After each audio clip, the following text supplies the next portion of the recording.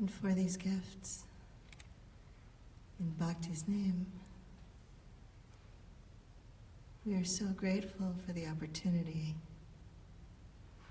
to be seated by her blessing, by her ideas, by her legacy, by the possibility that she carried into the world.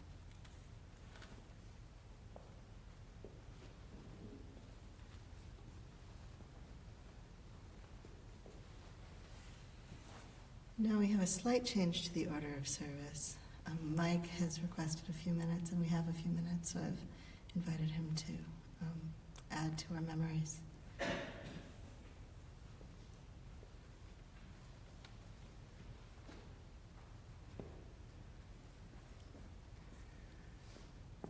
Unlike some of you, I only knew Brecken for a very short time. I'm an aging techie, and when Elliot talked about her picking up weird people, maybe I was one of those. It was an incredible experience to have a communicator who would come into an activity of an existing nonprofit that has dealt with literacy issues with which I've been associated since 1995. It was a breath of fresh air to have someone who not only had the community feel that has just already been described, but was able to fit it into the commercial and industrial world.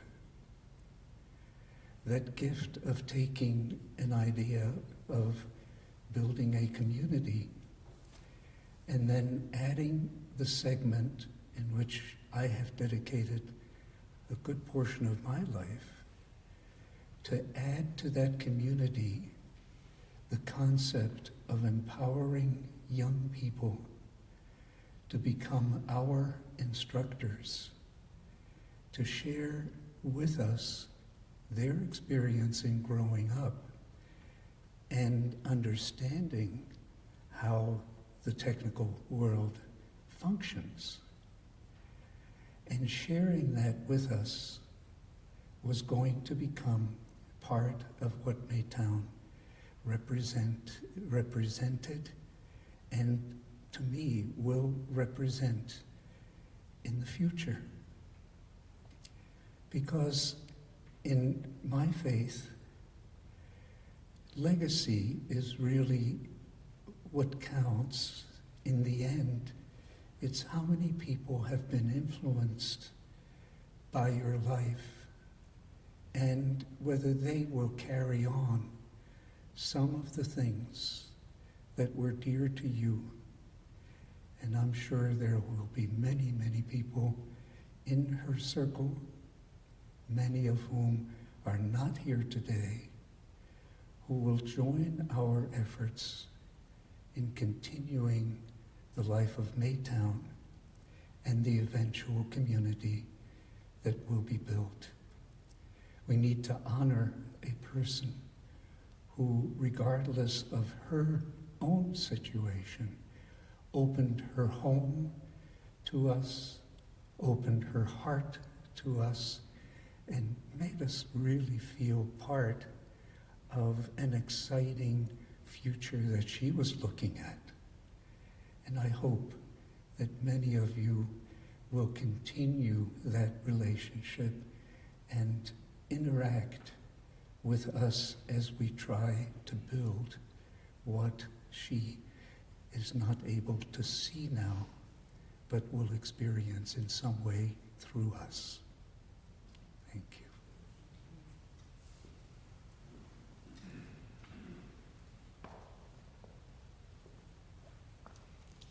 Thank you.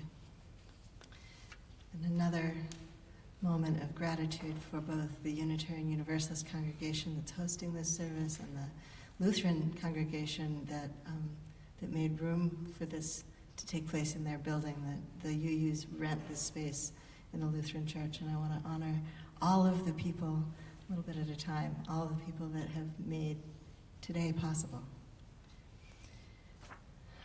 This reading is called Try to Praise the Mutilated World, and it is by Adam Zagajewski, I think.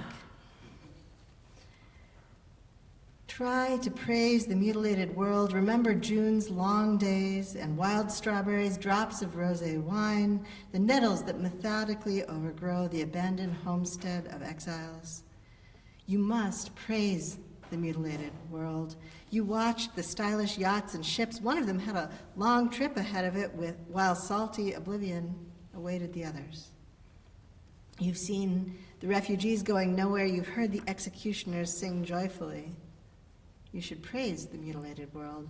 Remember the moments when we were together in a white room and the curtain fluttered, return in thought to the concert where music flared. You gathered acorns in the park in autumn and leaves eddied over the earth's scars. Praise the mutilated world and the gray feather a thrush lost and the gentle light that strays and vanishes and returns. And now let us gather ourselves in the spirit of meditation and prayer. Praise the glory of the earth, all of her, the rivers and the trees, the summer and winter sun and the rains, snow where it falls, crisp on late lingering grass and slick on the concrete we laid at her feet. Praise the abundance of love and know her grief. Grief at each passing, grief at each ending, grief at each precious moment gone by, perhaps especially the ones full and unemptied, brimming with every unnoticed thing. Praise the world. Praise our memories of minutes gone by and the ones unremembered, of smiles and embraces of sweet, deep eyes, of stolen kisses and clasped hands and promises, some of which linger, unshed, even now. Praise the rising and falling of the tides in the ocean and life, and of the sun on the desert, and of everything, just everything. Praise our hearts bruised and rent, torn asunder with the unimagined loss of that which was of the world and of itself and also of us. For Bhakti knew like she knew how to be of us, in us, with us. Praise her presence and the measure of our love, which is the presence of our sorrow and strength and our joy.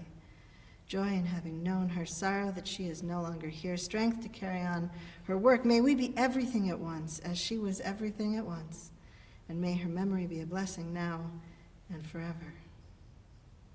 Amen.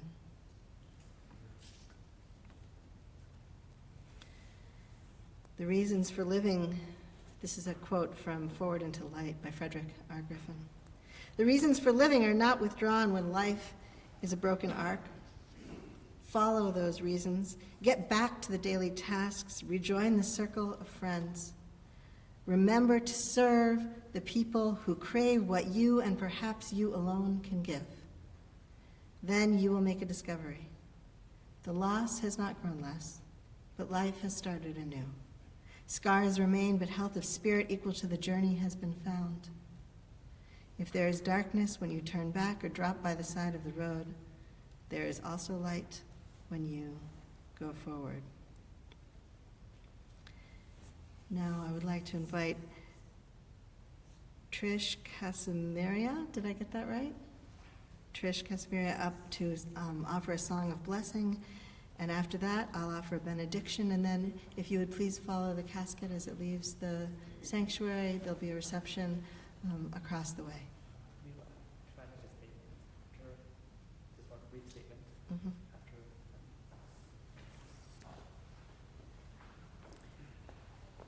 Could everybody stand, and if you're sitting alone, please take someone's hand and let us join in unity.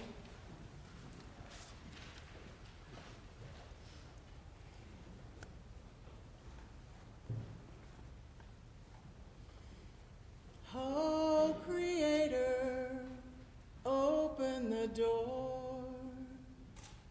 Our precious sister lives here no more. Free